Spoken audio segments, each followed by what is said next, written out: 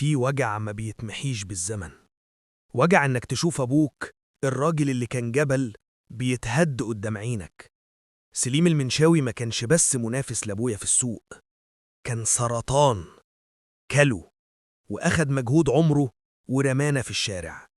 أنا شفت أبويا بيموت بالحسرة وهو ماسك ورقة إفلاسه. في اليوم ده أنا مت معاه واتولدت من جديد، بس بهدف واحد: أمحي اسم سليم المنشاوي من الوجود. جريت السنين، اشتغلت بره، عملت فلوس وعملت اسم يوسف الحديدي، ورجعت مصر بجواز سفر جديد وبخطة شيطانية. سليم دلوقتي إمبراطور، الوصول ليه صعب، بس ليه نقطة ضعف: بنته زينة. زينة كانت حكايتها حكاية، تربية مدارس دولية، عايشة في فقاعة، ما تعرفش قذارة بيزنس أبوها. كانت الهدف المثالي.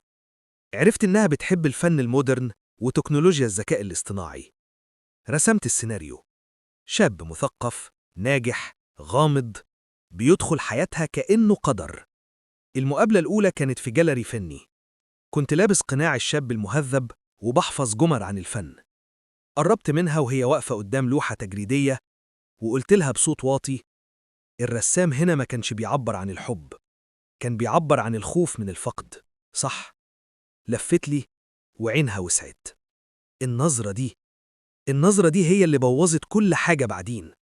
كانت نظرة براءة حقيقية، مش تمثيل. الخطة مشيت أسرع مما تخيل. زينة حبتني؟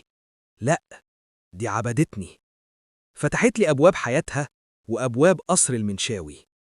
كنت بدخل ببتسم لسليم وهزر معاه، وفي قلبي بركان بيغلي. بدأت أجمع المعلومات.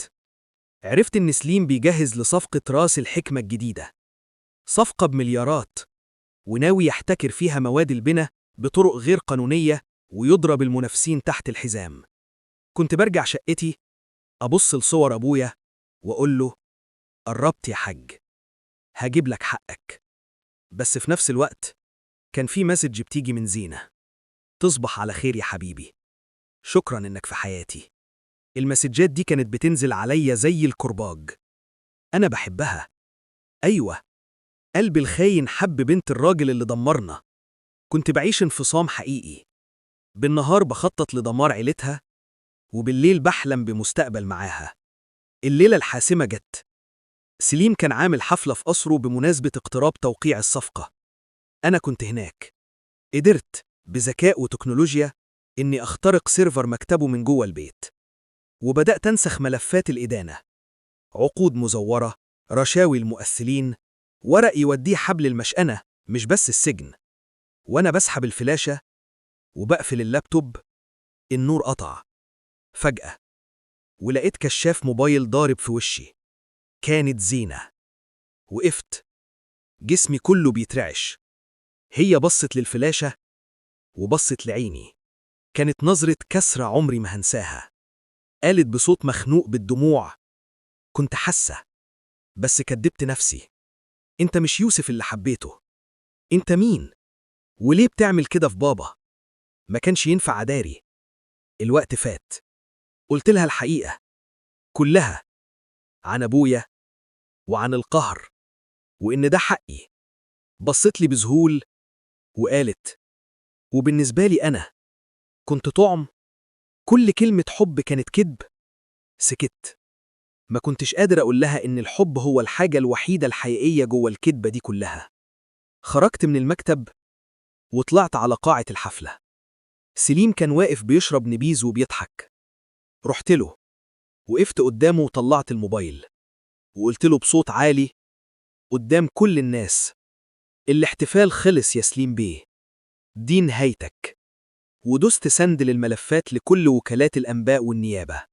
الموبايلات بدأت ترن في القاعة، بس مش أخبار عن سليم، دي أخبار عن شركة يوسف الحديدي. سليم بصلي وضحكته كانت مرعبة، ضحكة شيطان كسب الحرب. قرب مني ووشوشني: فاكر إنك ذكي يا ابن الحديدي؟ أنا عارف أنت مين من أول يوم دخلت فيه الجاليري وكلمت بنتي. الورق اللي أنت سرقته واللي بعته دلوقتي حالا ده ورق ملغوم، عقود أنا مفبركها باسم شركتك أنت برا مصر، بتثبت إنك أنت اللي بتحاول ترشي وتزور عشان تاخد الصفقة. أنا لبستك التهمة يا شاطر، وبعت إيميل للإنتربول من جهازك حالا. الدنيا لفت بيا، الباب اتكسر والعمليات الخاصة دخلت. وقعت على ركبي، وسليم واقف فوق راسي بيشرب نبيذ، زينة كانت واقفة وراه بتبصلي باحتقار. دموعها نشفت وحل مكانها كره حقيقي. اتكلبشت وأنا خارج، بصيت لزينة الكلمة الأخيرة: أنا حبيتك بجد. ما كنتش عارف هي صدقتني ولا لأ، بس اللي عارفه إن سليم المنشاوي كسب الجولة دي، وأنا زي أبويا انكسرت. بس المرة دي الكسرة كانت دبل، خسرت الطار وخسرت الحب.